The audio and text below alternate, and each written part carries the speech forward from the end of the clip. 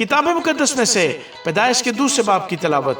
سو آسمان اور زمین اور ان کے کل لشکر کا بنانا ختم ہوا، اور خدا نے اپنے کام کو جسے وہ کرتا تھا 7ویں دن ختم کیا، اور اپنے سارے کام سے جسے وہ کر رہا تھا 7ویں دن فارغ ہوا۔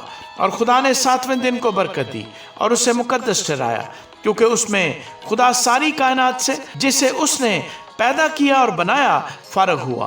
یہ ہے آسمان اور زمین کی پیدائش جب وہ خلق ہوئے۔ جس دن خداوند خدا نے زمین اور آسمان کو بنایا، اور زمین پر اب تک کھیت کا کوئی پودا نہ تھا، اور نہ میدان کی کوئی سبزی اب تک اگی تھی، کیونکہ خداوند خدا نے زمین پر پانی نہیں برسایا تھا، اور نہ زمین جوتنے کو کوئی انسان تھا، بلکہ زمین سے کہر اٹھتی تھی اور تمام روئے زمین کو سیراب کرتی تھی۔ اور خداوند خدا نے زمین کی مٹی سے انسان کو بنایا، اور اس کے نتنوں میں زندگی کا دم پھونکا، تو انسان جیتی جان ہوا۔ اور خداوند خدا نے مشرق کی طرف عدن میں ایک باغ لگایا، اور انسان کو جسے اس نے بنایا تھا وہاں رکھا۔ اور خداوند خدا نے ہر درخت کو جو دیکھنے میں خوشنما اور کھانے کے لیے اچھا تھا زمین سے اگایا، اور باغ کے بیچ میں حیات کا درخت اور نیک و بد کی پہچان کا درخت بھی لگایا۔ اور عدن سے ایک دریا باغ کے سیراب کرنے کو نکلا، اور وہاں سے 4 ندیوں میں تقسیم ہوا۔ پہلی کا نام فیسون ہے، جو حویلا کی ساری زمین کو جہاں سونا ہوتا ہے گھیرے ہوئے ہے، اور اس زمین کا سونا چوکھا ہے، اور وہاں موتی اور سنگ سلیمانی بھی ہیں۔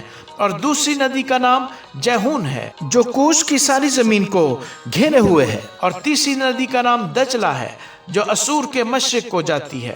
اور چوتھی ندی کا نام فرات ہے۔ اور خداوند خدا نے آدم کو لے کر باغ عدن میں رکھا کہ اس کی باغبانی اور نگہبانی کرے۔ اور خداوند خدا نے آدم کو حکم دیا اور کہا کہ تو باغ کے ہر درخت کا پھل بے روک ٹوک کھا سکتا ہے، لیکن نیک و بد کی پہچان کے درخت کا کبھی نہ کھانا، کیونکہ جس روز تو نے اس میں سے کھایا تو مرا۔ اور خداوند خدا نے کہا کہ آدم کا اکیلا رہنا اچھا نہیں، میں اس کے لیے ایک مددگار اس کی مانند بناؤں گا۔ اور خداوند خدا نے کل دشتی جانور اور ہوا کے کل پرندے مٹی سے بنائے، اور ان کو آدم کے پاس لایا کہ دیکھے کہ وہ ان کے کیا نام رکھتا ہے۔ اور آدم نے جس جانور کو جو کہا وہی اس کا نام ٹھہرا۔ اور آدم نے کل چوپایوں اور ہوا کے پرندوں اور کل دشتی جانوروں کے نام رکھے، پر آدم کے لیے کوئی مددگار اس کی مانند نہ ملا۔